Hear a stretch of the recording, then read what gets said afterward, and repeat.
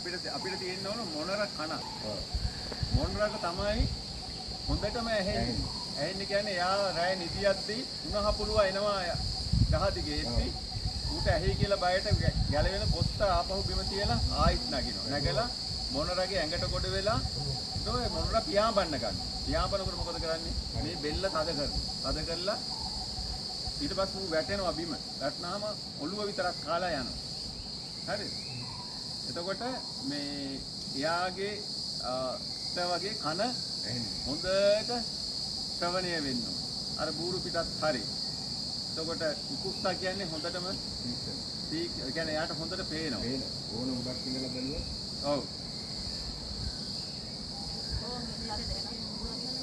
අර හුලගේ සද්දයයි.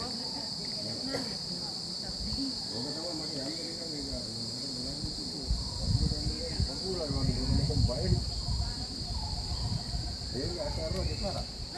ඔයාලා මේ ලබන අවුරුද්දේ එකන් යන්නම් උඩට ඇස්ටලා ඉන්නේ.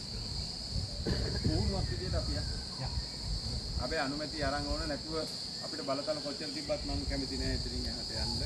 අපි නියමානුකූලව අපි ඕකේ ගමන් කරන්නේ.